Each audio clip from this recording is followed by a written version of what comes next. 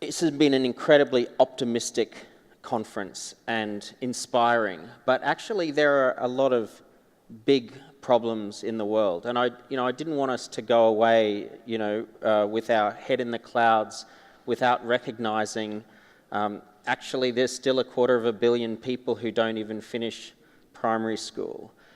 We have 1 billion people without access to energy at all. Cities like Lagos are just grinding to a halt with congestion and traffic and pollution and climate change. We are emitting incredible amounts. Now, I just wanted to throw it to the panel. The biggest and intractable problems, some of them are very, very difficult. And I wanted you just to reflect so we didn't all go away being, unrealistic techno-optimists. Give us a bit of as a devil's advocate, a bit of a reality check on the challenges of starting with cities. Yes, I think that cities have been continuing to grow over hundreds of years, and they'll continue to grow and be successful. They will adopt. I'm not concerned about that. I think that there's a free market at play where cities are competing with each other, and as long as cities are competing for sustainable economic growth, to attract people, to make themselves safer for families, then there's a leveling effect that's going to occur in the marketplace. So for me, it's not about that. That's going to be resolved. I think the biggest issue is as we move from mass analog infrastructure to digital infrastructure is what about data security and data privacy, and how do we really ensure that the digital infrastructure is not only secure and resilient, but also protecting my privacy. So I think that still continues to be the biggest hurdle for regulators. It's the biggest hurdle for individuals who have to give up their identity or who don't know they're giving up their identity. And just on education, adding to what I just mentioned, I mean, some people would argue that the United States school system has actually got worse, since the 60s or 50s or whenever the supposed golden age was, if there ever was one. But, what's your take? I mean, I love your presentation and vision, but are those few examples of people doing it even close? Is there real progress in the mass school systems and give us a reality check on the challenge? Well, you won't drag me.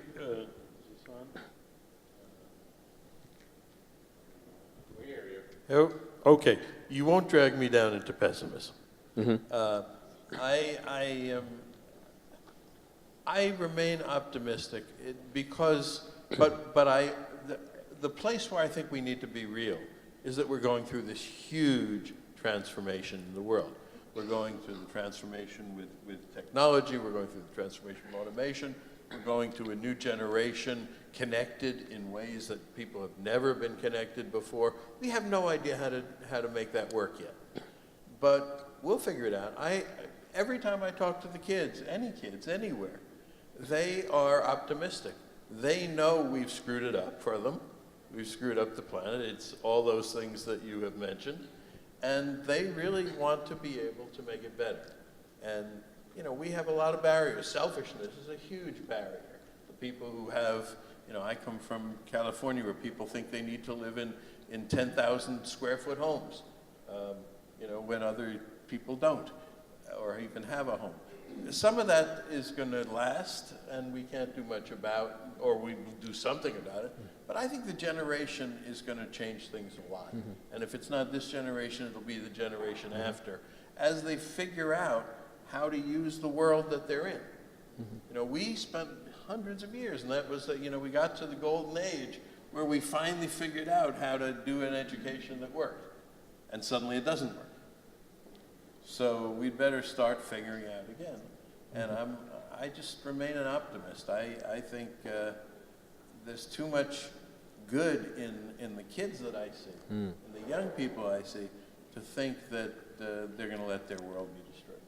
Yeah, no, absolutely, absolutely. Now, turning to Tom, I couldn't help thinking, is there where do you draw the line between flexibility and creativity and, entitlement and just, I mean, if somebody came and I was hiring them and they said, oh, yeah, I want to have a 3-month sabbatical after 1 month working, it's like, you got to be kidding. And the other thing I was thinking is, are those types of people like the Ivy League graduates, where they're going to be able to get the pick of the choice? But, with automation, and if we're automating away journalism jobs, because journalists can now write financial journalism just as well, and sports journalism just as well as people, arguably, is the balance between, if there's enough unemployment, that entitlement attitude will disappear very quickly. So I'm wondering how much of that is genuinely culturally millennials, and how much is perhaps, when the negotiating power is on the one side, of course they'll become more entitled, and as soon as that negotiating power dwindles, they'll become very eager to do whatever they're asked of. What's the question? No, I get what you're saying. We think about it from a kind of supply chain perspective, that the point of looking at something like flexible working for a corporation is about the attraction of talent in the first place, and then the management of that talent and the retention of that talent. And like I said at the beginning of my presentation, the kind of resource scarcity issue that a lot of my clients are facing is the attract, manage, and actually keep your talent for a lot longer than 1 year. So a lot of younger consumers who are socially mobile and able to make that choice are asking the questions back the other way, and that's a clear trend. In some parts of the world where you don't have that sense of social mobility, you need to have the job you're given, I think it's more about standing back and saying, what is that recipe for success? What does it mean to actually nurture a human to be all they can be? To get them beyond that moment of just having a little bit of disposable income in a developing economy, to actually understanding the merits of value and the merits of actualization. I think everything you're saying, I do actually agree that there needs to be a pragmatism line through all of it, which is that I've found in the last couple of years a lot of big corporations that employ a lot of people have realized that the fundamentals of Maslow's hierarchy have become more important. Those of you who don't know, Maslow's hierarchy is a sociological framework for when a human being comes into the world, when they're born. For the first 7 years of their life, they need water, food, shelter, love, and lots of cuddles. When they then become 7 to about 36, that formative experience is about appreciating beauty, creating beauty, imagination, creativity, and leadership. Mm-hmm. And then at some point in your 80s, you find actualization, apparently. So some of us are lucky to find that early. The reason why I say that is that right now, when we track the human needs globally through machine learning, and we look at the big weather storms of where humans are going at the moment, most humans at the moment are actually craving, for all sorts of reasons, they're craving the basis of Maslow, belonging and security. They're not craving actualization. So the reason why I say that is because the big weather storm that we should all be worrying about when it comes to a talent acquisition or talent retention conversation is, am I offering belonging? Am I offering security? And am I offering well-being? The fundamentals of feeding, watering, and growing talent. And some of that might mean, how can we give that to you? And if it's not in our office, if it's somewhere else, then that's important. So it's more about being flexible with the dynamic of your office strategy and your workforce strategy versus granting 3-month sabbaticals to very disloyal people. Because I agree with you, that's a bubble that's about to burst, because the younger worker is saying, what are you thinking? Like, do you want a job? And that 16-year-old is saying that to the 26-year-old. saying you're mad. The other thing that I was thinking when I was listening to both of your presentations was, there's a need for structure. So, Absolutely. I never went to university lectures, but the exams at the end of semester provided an awfully salient piece of structure for me. And then I would cram from other people's notes and the textbooks and so on.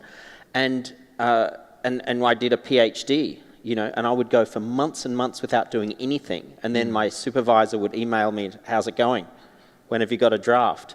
And then I would frantically work for 3 weeks and then send something.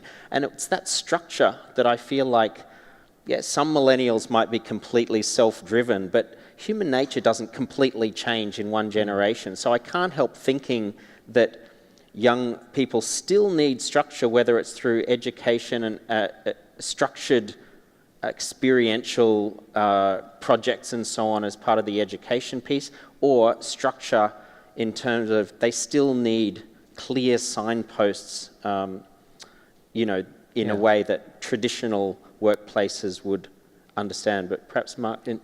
I think I violently disagree. One of the things that I've observed is how many people talk about people. They need this, they need this, and then they go into the single person that they know best, like you just did, right? And in the past, we did look at people in big groups, and we said, okay, if we give structure, then X percentage will like it. Some won't, never did. But now we're into individualization. That's the big thing. I've been thinking a lot about your sewing machine question the other day, and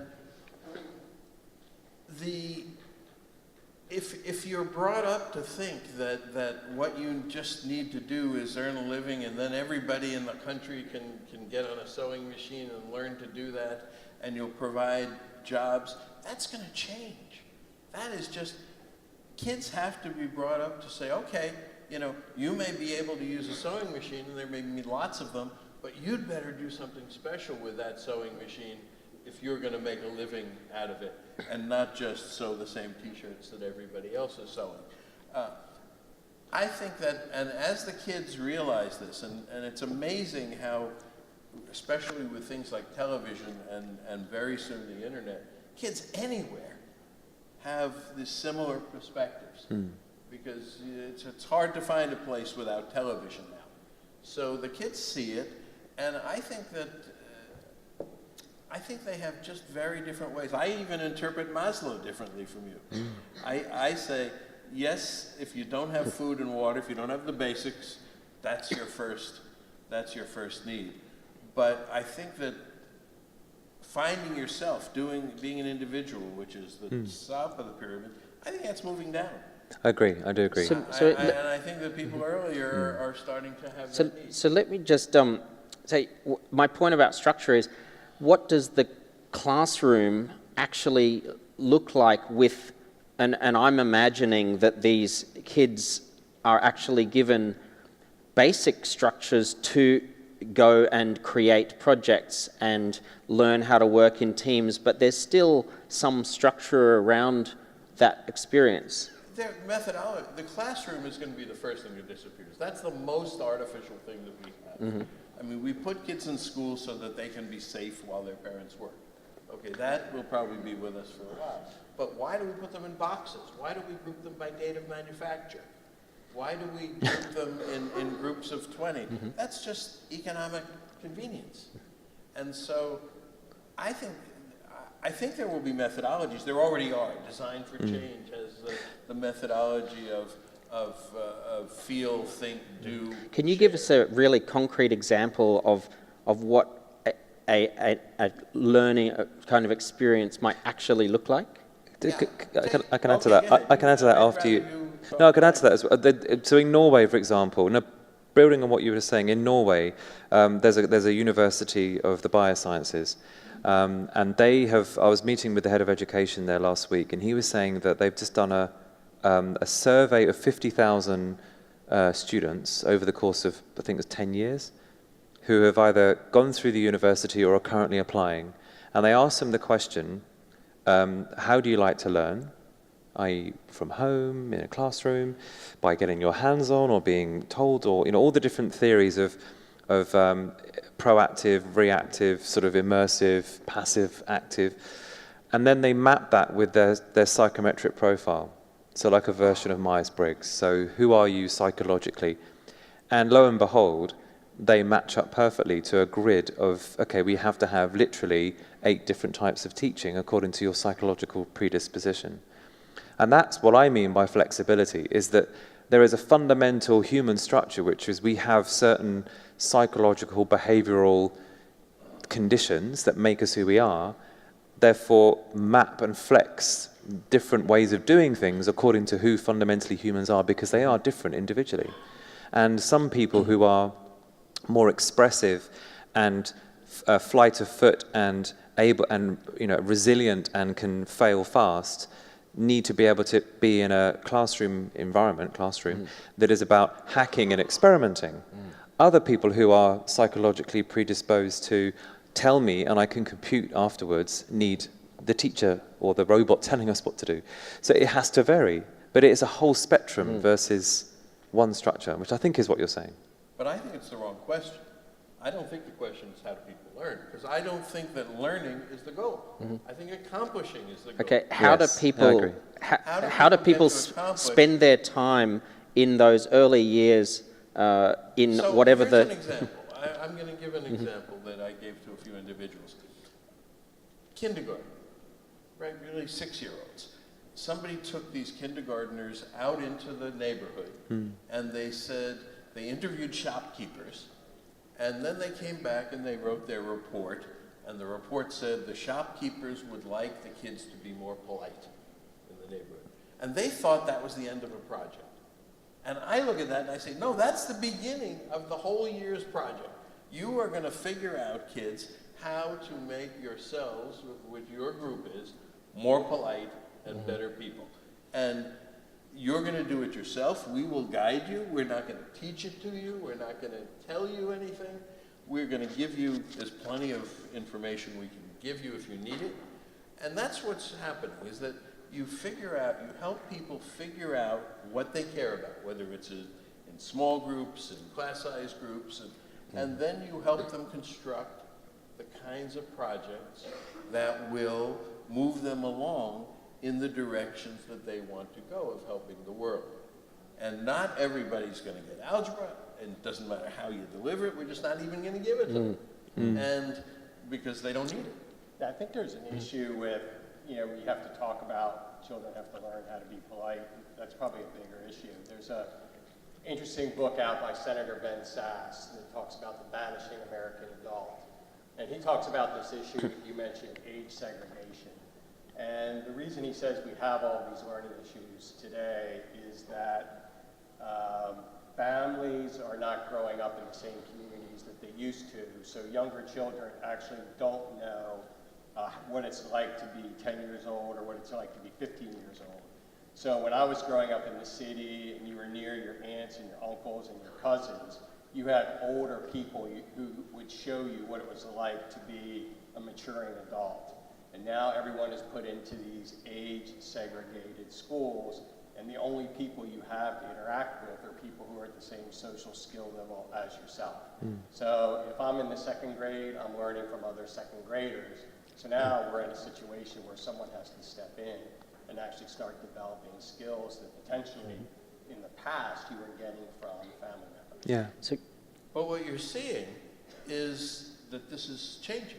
That there are, it used to be the one-room schoolhouse where all the ages were mixed. All ages. Now you're seeing, I know schools where 11-year-olds mentor the 6-year-olds. I know schools, people are starting to say, yeah, okay, that's a problem, let's solve it. It's not something, we have new problems because of what we've done in the past.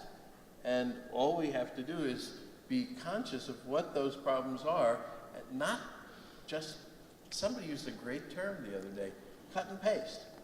Our education is cut and paste. Our grandparents did this, we do this, we add a few frills along the thing. we have to rethink from the ground up, and that's what's really But So- not just on that if- point, I think that word conscious is really important. I think we have the advantage as humans with the amount of data and technology to assist us to be ingenious now, the human ingenuity macro trend, that to be conscious about the systems and what works and what doesn't work. Fundamentally, the last 2 days, what I've heard is every single presenter talking about just be aware that it will change or die fundamentally.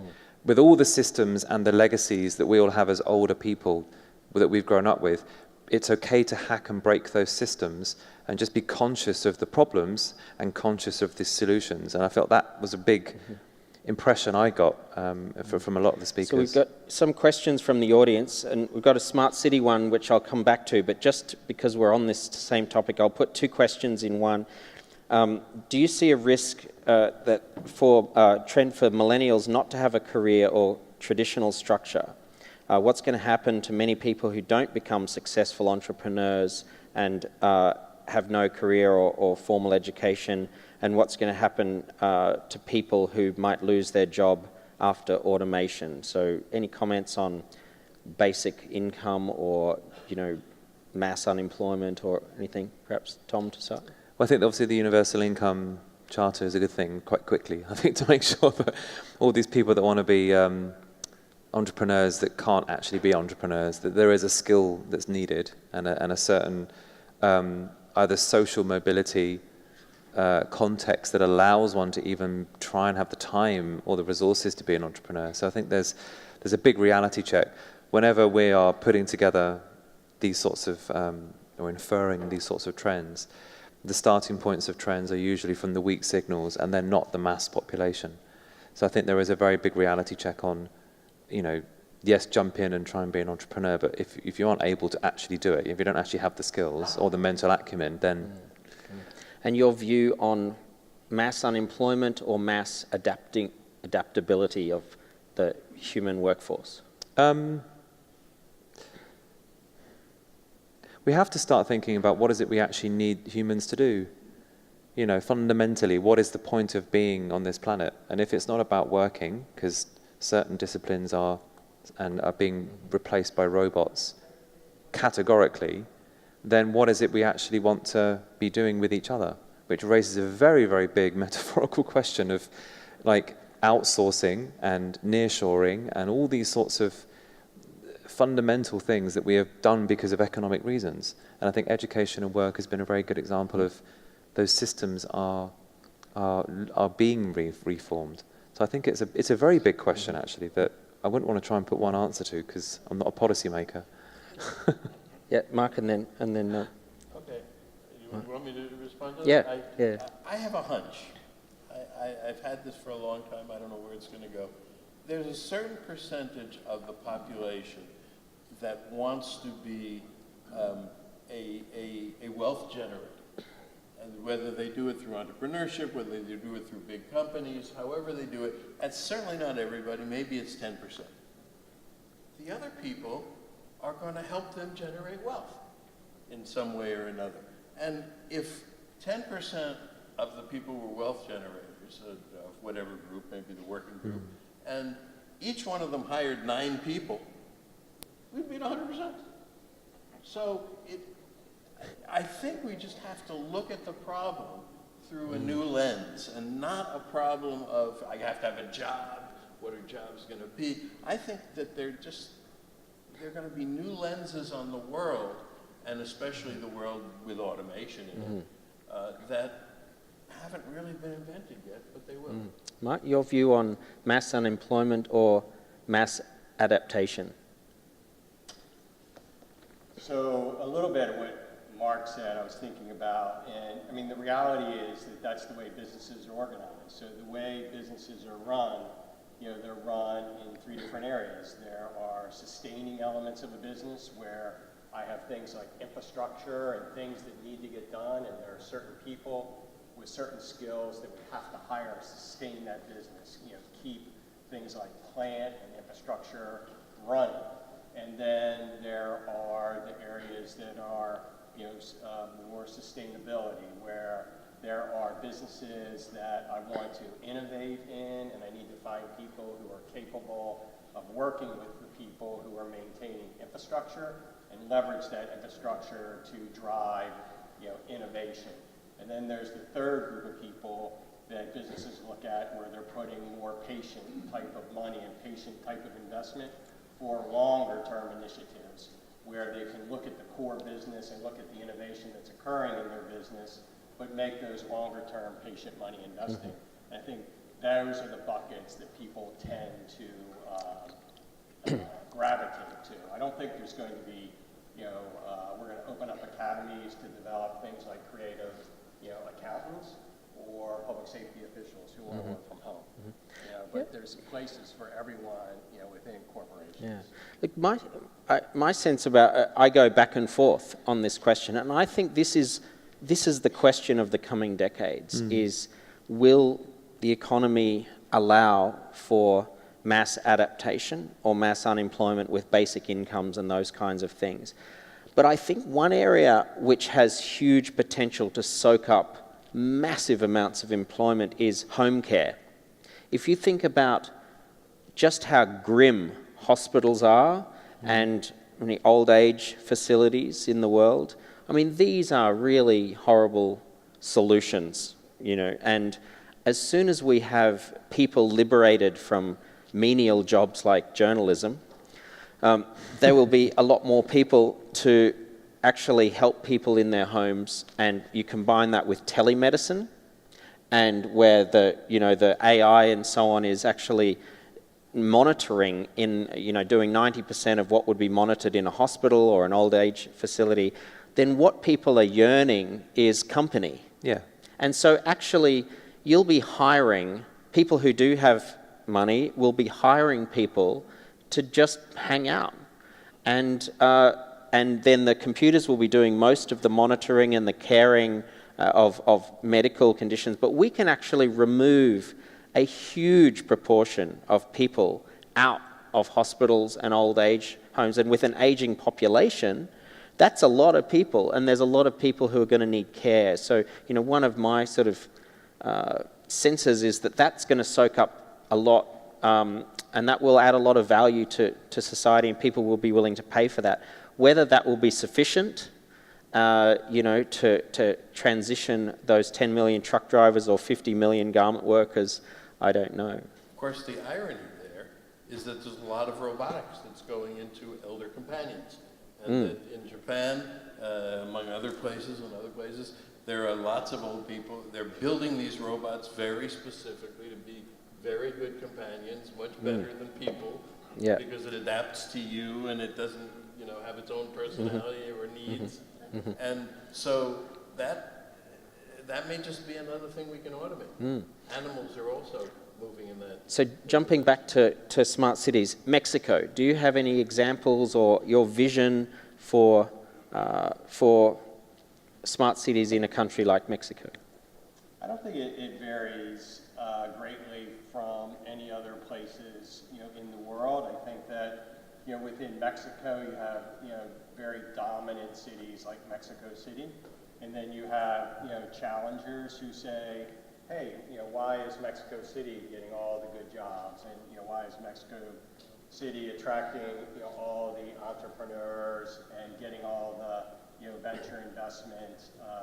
We want to challenge them, and we're seeing that. So we mentioned Guadalajara earlier. It probably isn't the top of anybody's list to say that's the most innovative city in Mexico, but there's cities like Guadalajara who said, you know what, I'm going to take the model that says we're going to promote ourselves as sustainable, caring about the environment. We're going to invest heavily in public safety. We're going to do a better job of integrating our public transportation. And we're really going to communicate and brand ourselves as a smart city to attract the people that we've all been talking about who really care about those types of things. And you see that all over the world. Absolutely, you see it in Mexico. In the U.S., you see the big cities like Boston, New York, and Chicago challenging each other constantly. But at the whole time they're fighting, you see secondary or tertiary cities like Columbus, Ohio, or Sacramento, or Palo Alto, who are getting in there and saying, no, we're going to be a challenge to these big monolithic cities, and they're doing it by bringing themselves as caring about the environment and safety. So final run through for books. I'm going to start and recommend Superintelligence by Nick Bostrom. Now, Kevin doesn't think that artificial generalized intelligence is something worth worrying about. Even if there's a 10% chance that we will get to artificial general intelligence in our lifetimes, it is worth worrying about. It may be a small percentage chance, but it is so consequential for us if we were to develop an artificial intelligence which is better at everything than humans. And there's nothing magical about the meat between our ears. It is a big information processor. There's nothing supernatural, well, some people believe there is, but I believe that there's just an incredibly complex processor in there. So it's a matter of when, not a matter of if, we can replicate something. It won't be the same as us, though.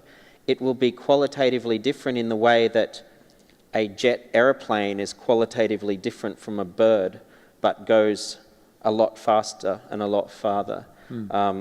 And so I think Nick Bostrom's book, Artificial Intelligence, which was one of the first ones to really outline the challenge of the development of artificial intelligence and really lay those paradigms down, is a really important book to read. And if this does come in our lifetimes, it will change everything. And all of the steps leading up to artificial general intelligence with the improving narrow artificial intelligence is also going to be incredibly powerful. So that would be my book. I think around smart cities, there's a book that's been out for a long time, not necessarily the topics in smart cities, but it's a book called The Power Brokers about how New York City was built.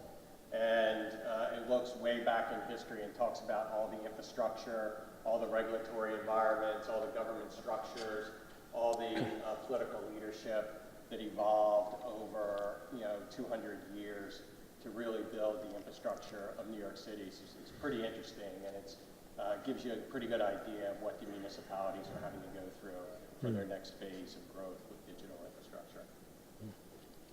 My favorite book now is Dan Kahneman's Thinking Fast and Slow.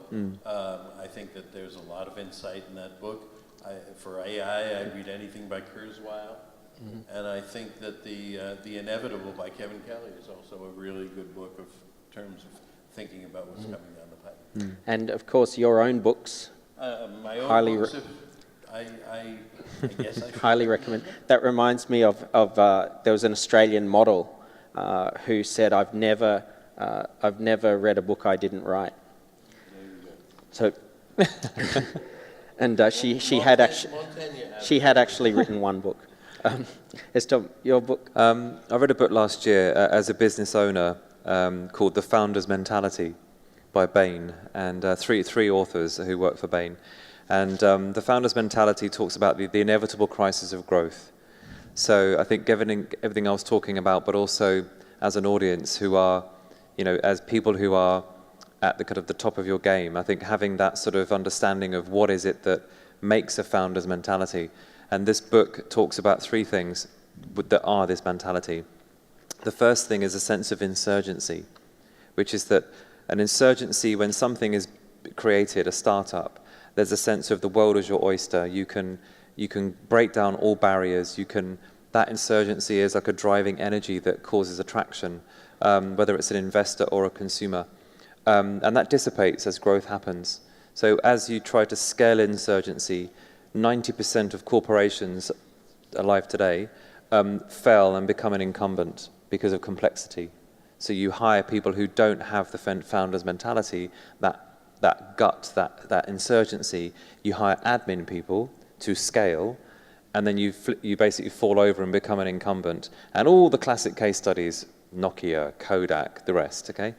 The ones that bring it back and say, actually, we need to simplify and decomplex our business are the ones that bring back the founder's mentality. And this book is a really good example of how to prune one's bush to actually grow again. It's a really good book. Great. So I'll ask the speakers to stay on stage for just a minute while I just sum up what we've spoken about over the last couple of days. So we started looking at the key technologies, Internet of Things, blockchain, artificial intelligence, and big data, and looking at how those specific areas of technological improvement and development are really driving the businesses of the future. We also looked at sustainability and the importance of environmental and social sustainability and applying that to some areas like the garment industry.